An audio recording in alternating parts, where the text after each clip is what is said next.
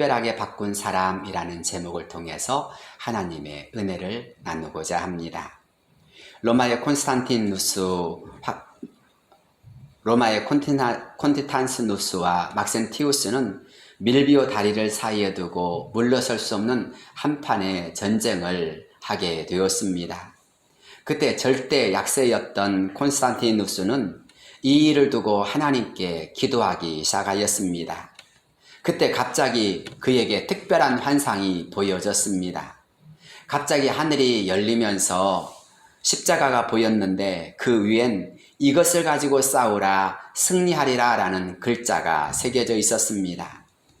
이를 본 콘스탄티누스는 십자가 깃발을 만들기 시작했고 이를 앞세워서 전쟁에서 크게 승리하게 되었습니다. 도저히 이길 수 없는 전쟁이었지만 그는 하나님의 도우심으로 승리했고 마침내 로마의 황제가 되었습니다. 이 일로 인하여 그는 313년 기독교를 로마의 국교로 승인하였습니다. 이로써 네로 황제 때부터 시작된 기독교인에 대한 잔혹한 핍박이 끝나게 되었습니다. 또한 카타콤에 숨어있던 그리스도인들이 예배의 자유와 전도의 특권을 누리며 살게 되었습니다. 하나님의 말씀을 믿고 기도했던 일이 전쟁에서 승리로 예배의 자유로까지 이어진 것입니다.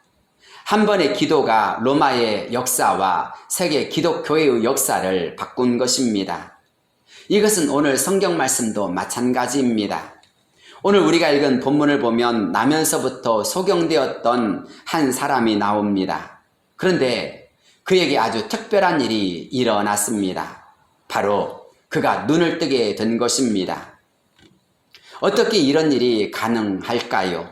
바로 예수님과의 만남을 통해서 일어난 것입니다. 우리는 이 말씀을 중심으로 함께 하나님의 은혜를 나누고자 합니다. 먼저 아직도 무언가가 남아있다면 희망이 있다라는 것입니다. 우린 다 같이 본문 36절로부터 38절 말씀을 읽어보겠습니다. 여리고에 가까이 가셨을 때에 한 맹인이 길가에 앉아 구걸하다가 무리가 지나감을 듣고 이 무슨 일이냐고 물은데 그들이 나사렛 예수께서 지나가신다 하니 날 때부터 소경으로 태어난 바디메오는 앞을 볼 수가 없었습니다. 정상적인 사람도 살아가기 힘든 세상에서 시각장애를 안고 살아간다는 것은 쉽지 않은 일이었습니다. 그래서 그가 할 수 있는 최선은 바로 사람들에게 구걸하며 사는 것이었습니다. 하지만 가장 중요한 순간이 오자 그는 자신에게 있는 모든 것을 총동원하여서 그 일에 집중하였고 마침내 기적의 주인공이 되었습니다. 그렇습니다. 바디메오는 기회가 오자 그 기회를 붙잡았습니다. 지금까지 그에겐 많은 사람들이 도움을 주었고 그 많은 도움을 통해서 그는 살아났습니다. 하지만 그때와 지금은 매우 다릅니다. 지금은 인생이 변하느냐 아니면 그대로 살아가느냐 그 기로에 선 것입니다. 그는 갑자기 많은 사람들이 지나감을 듣자 순간 특별한 분위기를 느꼈습니다. 그래서 그는 사람들에게 물었습니다. 그때 사람들은 나사렛 예수께서 지나가신다라고 대답했습니다. 그 순간 바디메오는 예수야말로 자신의 인생을 변화시킬 특별한 사람이라고 생각했습니다. 그래서 그는 그 기회를 붙잡고자 하였습니다. 기회란 어떤 일을 하기 가장 좋은 때나 그런 경우를 가리킨다고 백과사전은 기록하고 있습니다. 그러나 신앙생활에 있어서 가장 좋은 기회는 그런 일반적인 기회와 다릅니다. 신앙생활에 있어서의 기회는 어떤 일을 하기에 넉넉하지 않을지라도 좋습니다. 아직 말할 수 있고 들을 수 있고 느낄 수 있다면 조그마한 그 어떤 것이라도 있다면 여전히 희망이 남아있다고 봅니다. 믿음은 바로 그렇게 작은 것을 통해서도 얼마든지 시작될 수 있기 때문입니다.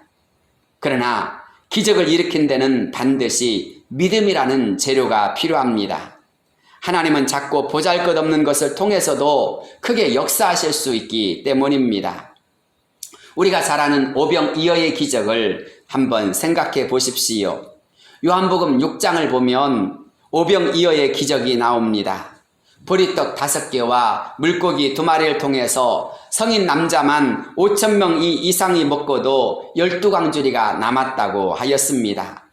여기에 여자와 어린아이까지 계수한다면 적어도 2만 명 이상이 먹었다고 합니다.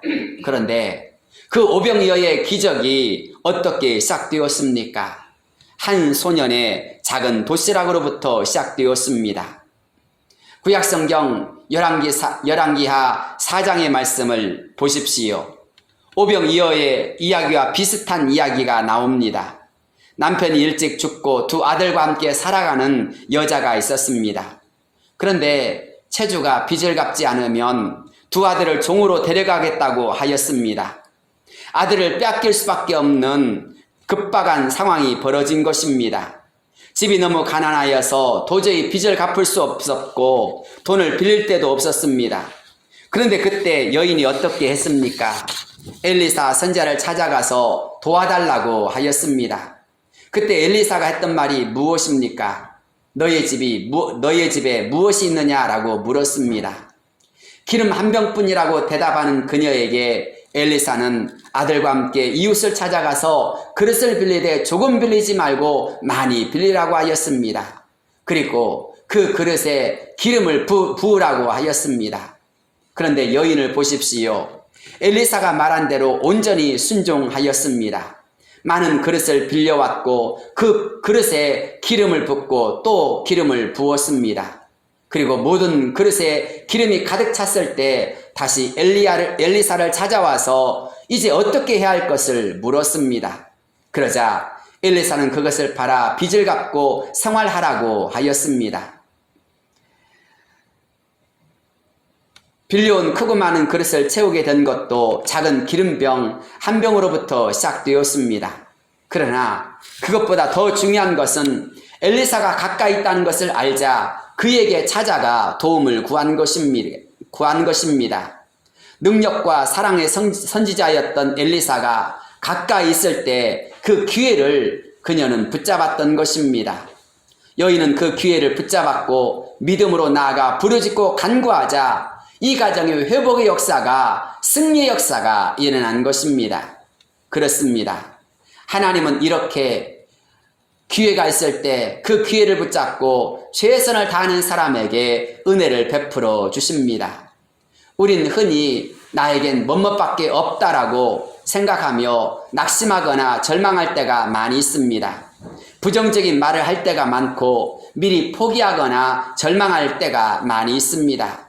그러나 적어도 믿음의 사람이라면 우린 어떻게 해야 합니까?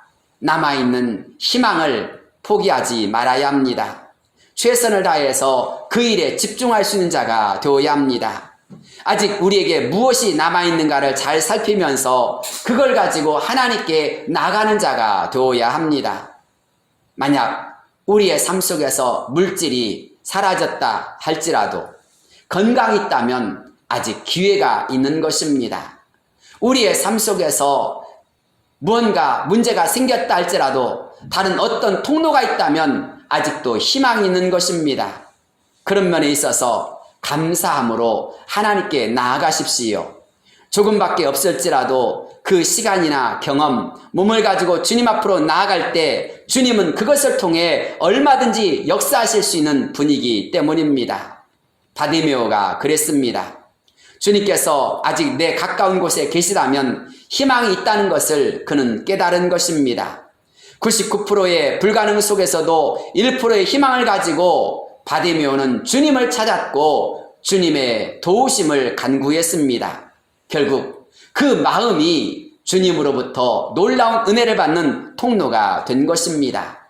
사랑하는 성도 여러분, 끝날 때까지 끝난 것은 아닙니다. 저와 여러분이 만약 그렇다면 그 희망의 끈을 붙잡는 자가 되시기를 바랍니다.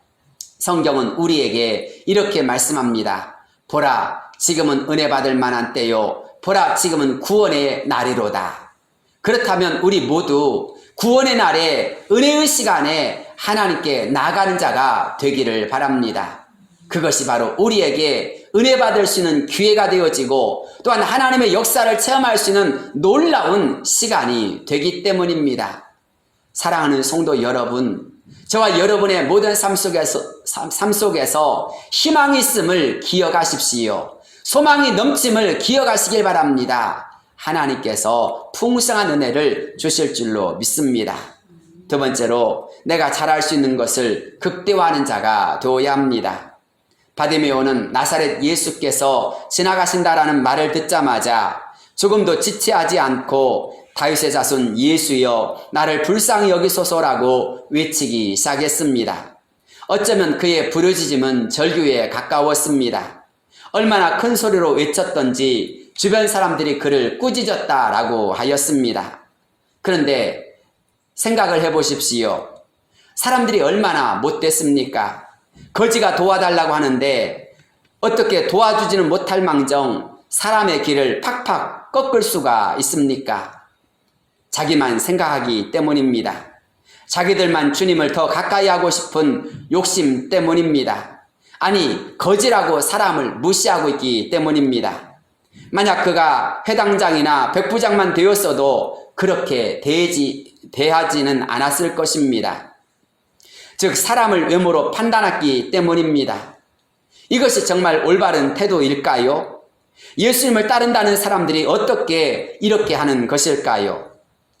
정말 교회라면, 주님을 섬기는 사람들이라면 더 사랑하고 더 아껴주고 더 배려하여주고 더 선을 행할 수 있는 그런 자가 되어야 되지 않을까요? 그런데 그러지 않는 것 같습니다. 바디메오의 그런 환경이 꼭 우리 한국 교회를 바라보는 것 같습니다. 사랑하는 여러분, 예수님 주변에 있던 사람들은 매몰찼습니다.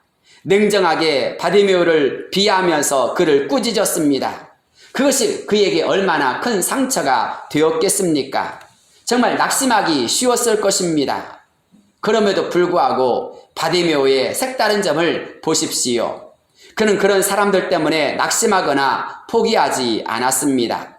오히려 그는 더 힘써 큰 소리로 다윗의 자손 예수여 나를 불쌍히 여기소서라고 외치기 시작했습니다. 그는 사람들을 넘어서서 예수님을 바라보았던 것입니다. 자신을 꾸짖고 핀잔 주는 사람들이 아니라 자신을 도와주실 예수님을 바라보고 예수님께 더 큰 소리로 외친 것입니다. 나를 핍박하는 사람들을 넘어서십시오. 나에게 상처 주는 사람들을 넘어서십시오. 나를 반대하는 사람을 넘어서서 주님께로 나아가는 우리 모두가 되기를 바랍니다. 그때 주님은 그에게 응답하십니다. 그때 주님은 우리의 이름을 불러주시고 은혜를 베풀어 주십니다. 우리가 잘 아는 중풍병자를 고치기 위해 4명의 친구들이 심상채 매어 예수님께로 나왔던 그 일을 생각해 보십시오. 그들은 친구를 살리기 위하여서 중풍병자를 심상채 메고 왔지만 예수님께로 갈 수가 없었습니다.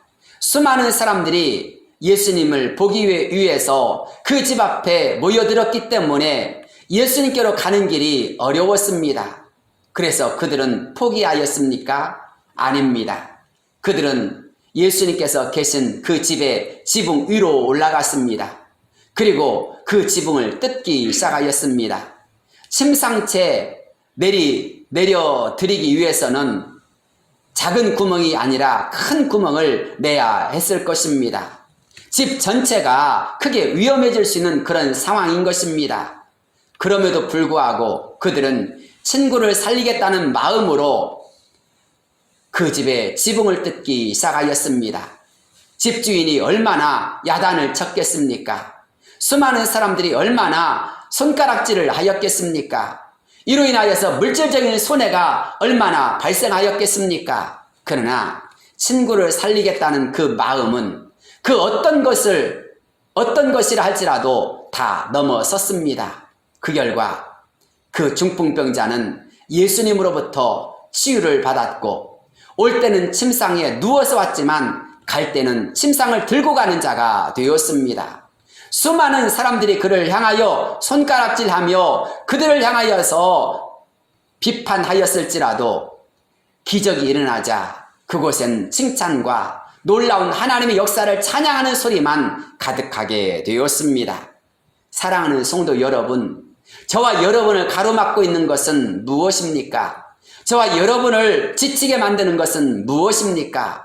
저와 여러분이 포기할 수밖에 없는 상황은 무엇이며 누가 또 어떤 일이 나에게 상처가 되고 있습니까?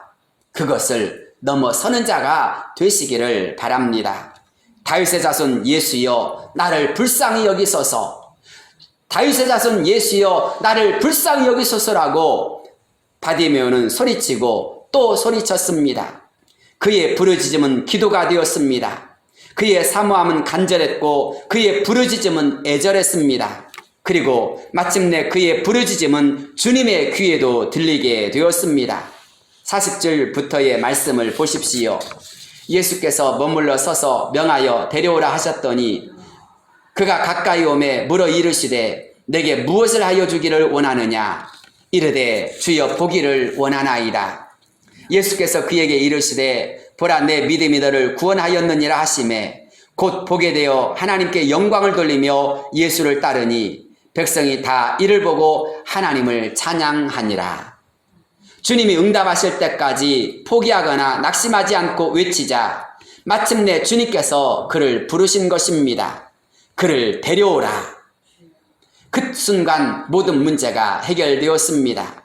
우리가 잘 아는 잠언 8장 17절 말씀이지요. 나를 사랑하는 자들이 나의 사랑을 입으며 나를 간절히 찾는 자가 나를 만날 것이니라. 그렇습니다. 주님을 따르는 사람들보다 더 중요한 것은 주님을 더 사랑하고 더 부르짖는 것이 중요합니다. 나를 방해하며 나에게 상처 주는 사람들보다 더 중요한 것은 그들을 넘어서서 주님을 찾고 주님을 부르짖는 것입니다. 여기에 필요한 것이 무엇입니까? 더라는 것입니다. 최선을 다하는 것입니다. 소원이 간절해지면 마음은 단순해집니다. 우리의 마음이 절박하다면 그 어떤 것도 문제가 되지 않습니다. 절박한 마음일수록 응집력은 강하여집니다. 물에 빠진 사람은 다른 것이 눈에 들어오지 않습니다. 그 순간 어떻게든지 사는 것이 중요하다고 생각됩니다. 그래서 어떤 체면이나 자존심과 상관없이 사람 살려라고 외치지 않겠습니까? 물에 빠진 사람이 사는 것이 중요하지 체면이나 자존심이 뭐가 그렇게 대수이겠습니까? 거지에게 무슨 체면과 자존심이 중요하겠습니까? 그것은 뭔가 가진 사람들이나 여유 있는 사람들의 문제입니다. 급한 사람은 체면이고 자존심이고 뭐가 없습니다. 바로 사느냐 죽느냐의 문제만 있는 것입니다. 인생의 길이 열리느냐 열리지 못하느냐 그 기로에 서 있다면 우리는 거기에서 최선을 다할 필요가 있는 것입니다. 그렇습니다. 우린 그 순간 거기에 목숨을 걸을 수 있는 자가 되어야 합니다. 여기에는 더라는 것과 최선을 다하는 자세가 필요할 뿐입니다. 기도란 바로 그렇게 하나님 앞에 우리의 최선을 다하는 것입니다. 몸과 마음과 정성을 다해 하나님의 이름을 부르고 또 부르는 것입니다. 나에겐 하나님밖에 없음을 고백하면서 하나님의 도우심을 구하는 것이 바로 기도인 것입니다. 그렇기에 기도엔 생명이 걸려 있습니다. 기도엔 영혼이 사느냐 죽느냐의 문제가 달려 있습니다. 창세기 32장에 나오는 야곱을 생각해 보십시오. 그는 야복강에서 환도뼈가 위골되기까지 천사와 씨름했습니다. 열왕기상 3장에 솔로몬을 보십시오. 하나님의 지혜를 얻기까지 1000번제를 드렸습니다. 한 번 번제를 드릴 때마다 하루가 다 드려져야 합니다. 온 몸이 피투성이가 되고 온 옷이 피범벅이 되어집니다. 그런데 1000번제를 드렸다면 적어도 3년 동안을 하루같이 예배에 최선을 다했다라는 이야기가 됩니다. 그런 야곱이 이스라엘이 되었고 그런 솔로몬이 지혜왕이 되었으며 열왕기상 18장의 엘리야 선자의 기도도 누가복음 22장의 감난산에서 예수님의 기도도 다 그렇게 최선을 다한 기도였습니다. 다 기도에 온몸을 던진 것입니다. 그렇게 기도에 최선을 다하였을 때 그들 모두는 승리자가 되었고 하나님의 영광을, 하나님의 역사를 드러낸 자가 되었습니다. 기도는 자신과의 싸움입니다. 기도할 때 어떤 방해나 어려움 또는 장애물이 생길 수가 있습니다. 그러나 반드시 그것을 극복하고 이겨낼 때 기도하는 자는 마침내 승리하는 자가 되어집니다. 문제는 변하여서 기적과 하나님의 영광을 드러내는 통로가 되어집니다. 때로 기도할 때 지루함이나 무서움이 엄습할 때도 있고 때로는 급한 일이나 핸드폰이 울려 우리의 기도를 방해할 때도 있습니다. 때로는 나를 도와줄 것 같은 사람이 오히려 나에게 상처 주는 자가 되어지고 오히려 나를 방해한 자가 될 수도 있습니다. 그러나 정말 주님을 만나고 싶은 사람이라면, 주님의 은혜와 도우심을 받기를 원하는 사람이라면 그런 모든 장애물을 넘어설 수 있는 자가 되어야 합니다. 그것을 넘어서서 주님께로 나아가고 주님의 은혜를 구하는 역사가 이루어져야 할 줄로 믿습니다. 느헤미야가 예루살렘 성벽을 재건하고자 했을 때 호론 사람 산발랏과 암몬 사람 도비야가 얼마나 그를 위협하며 죽이려고 했는지 모릅니다.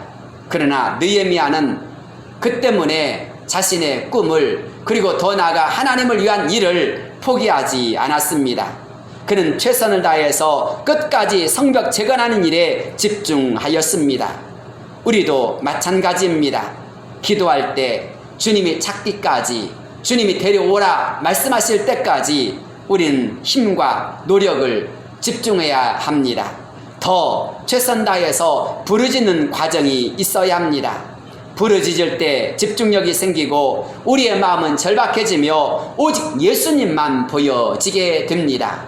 사랑하는 성도 여러분, 여러분의 기도 속에서 오직 예수님만 보여지는 역사가 이루어지기를 바랍니다. 오직 주님만 보여진 역사가 이루어지기를 바랍니다. 오직 주님이 나의 문제를 해결해 주실 수 있는 분이시다. 이 꿈이, 이 믿음이 우리에게 있을 때에 우리에게도 주님의 역사가 시작되어질 줄로 믿습니다. 욥기 38장 41절 말씀입니다.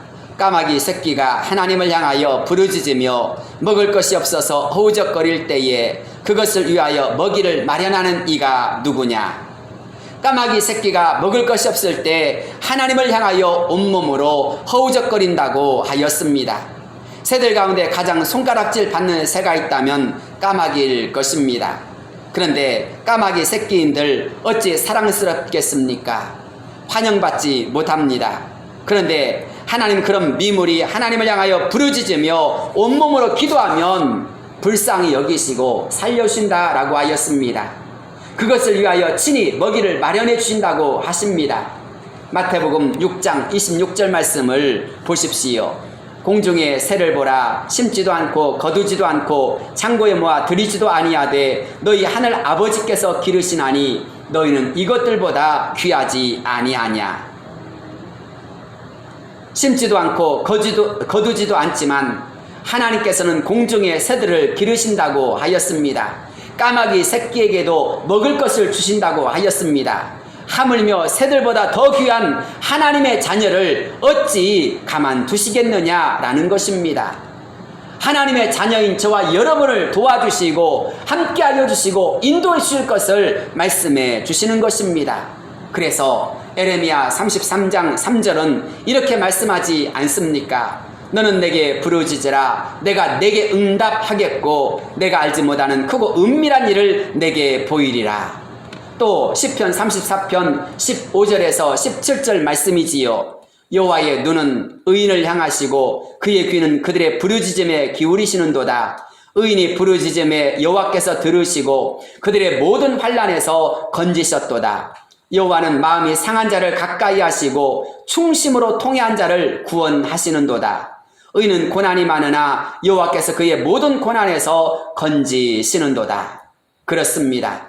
하나님은 마음이 상한 자를 가까이 하여 주십니다. 중심으로 통회하며 하나님을 찾는 자를 구원하여 주시는 분이십니다. 그래서 여호와의 눈은 의인을 향하시고 그의 귀는 그들의 부르짖음에 기울이시도다라고 하지 않았습니까?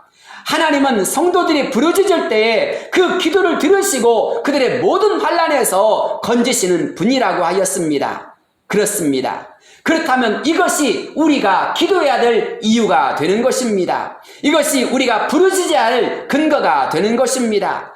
사랑하는 성도 여러분, 저와 여러분 모두가 이 말씀으로 하나님께 나아가며 하나님 앞에 최선을 다해서 더 기도하는 자가 되기를 바랍니다. 그러면 마침내 주님만 보여진 역사가 이루어질 줄로 믿습니다.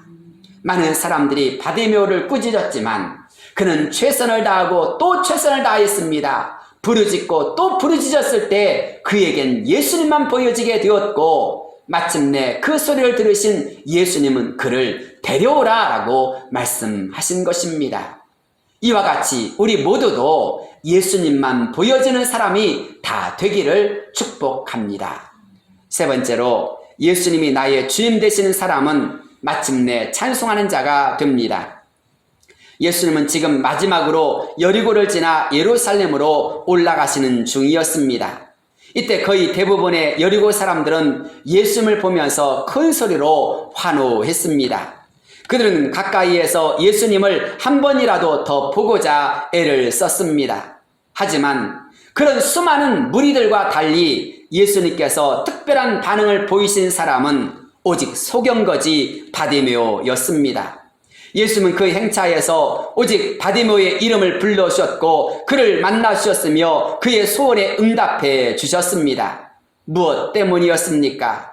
소경이자 거지였던 바디메오의 무엇이 예수님의 발걸음을 멈추게 하였으며 그를 부르라고 말씀하셨을까요?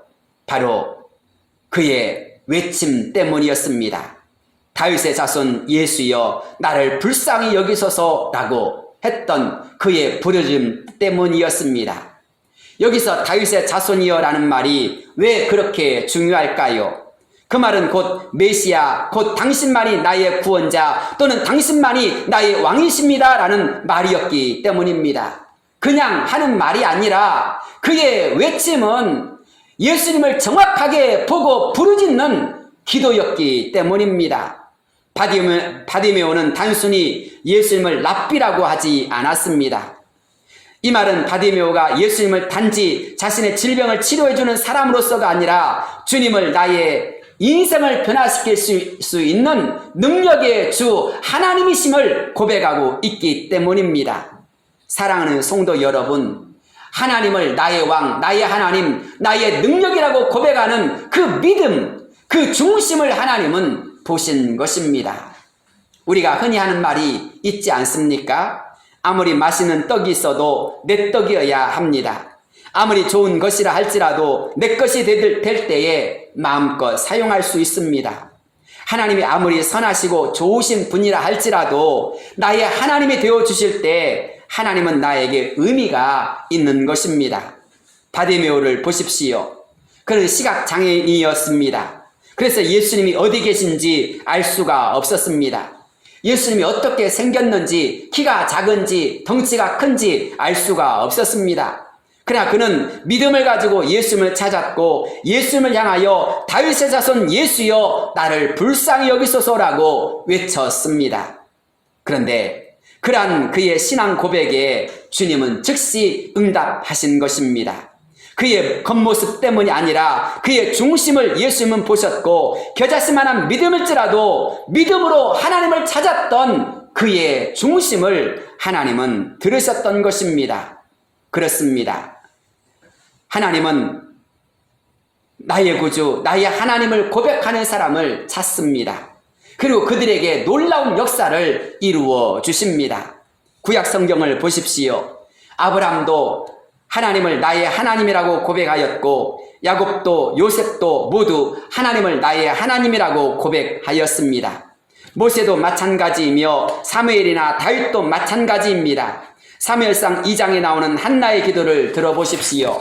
한나가 기도하여 이르되 내 마음이 여호와로 말미암아 즐거워하며 내 뿔이 여호와로 말미암아 높아졌으며 내 입이 내 원수들을 향하여 크게 열렸으니 이는 내가 주의 구원으로 말미암아 기뻐함이니이다. 여호와와 같이 거룩하신 이가 없으시니 이는 주밖에 다른 이가 없고 우리 하나님 같은 반석도 없으심이니이다. 심히 교만한 말을 다시 하지 말 것이며 오만한 말을 너희의 입에서 내지 말지어다. 여호와는 지식의 하나님이시라 행동을 달아 보시느니라. 그렇습니다. 기도의 응답을 받은 한나는 여호와 하나님으로 인하여 마음이 즐거워졌다라고 하였습니다. 하나님 때문에 그는 크게 기뻐하게 되었다고 찬송하고 있습니다. 그래서 내가 주의 구원으로 말미암아 기뻐함이니다라고 고백하지 않습니까? 하나님이 자신의 기도를 응답해 주시자 한나는 여호와 하나님을 나의 하나님으로 나의 능력이라고 그는 고백하고 있는 것입니다. 그것은 누가복음 1장에 나오는 마리아의 찬송이나 2장에 나오는 시몬의 찬송도 마찬가지입니다. 그들 모두는 여호와 하나님이 나의 하나님이 되어주심을 찬송하고 감사하며 기도했습니다. 그들의 마음은 찬양과 기쁨으로 넘쳐 있습니다. 왜 그럴까요? 하나님이 멀리 계신 분이 아니라 나의 하나님이 되어주셨기 때문입니다. 하나님을 만난 사람들은, 하나님으로부터 응답을 받은 사람들은 이렇게 찬송하는 사람이 되어집니다. 하나님께 영광을 돌리는 사람이 되어집니다. 사랑하는 성도 여러분, 하나님이 나의 하나님이 되어주시기를 간절히 찾는 자에게 하나님은 역사해 주시고 마침내 그들의 하나님이심을 보여주시며 그들의 인생을 변화시켜서 찬송하는 자가 되게 하시며 감사한 자가 되게 하심을 깨닫기를 바랍니다. 다시 한번 본문 40절부터의 말씀을 읽어보겠습니다. 예수께서 머물러 서서 명하여 데려오라 하셨더니 그가 가까이 오매 물어 이르시되 내게 무엇을 하여 주기를 원하느냐? 이르되 주여 보기를 원하나이다. 예수께서 그에게 이르시되 보라 내 믿음이 너를 구원하였느니라 하시매 곧 보게 되어 하나님께 영광을 돌리며 예수를 따르니라. 그렇습니다. 바디메오는 보게 되자 하나님께 영광을 돌리면서 예수님을 따르기 시작했습니다.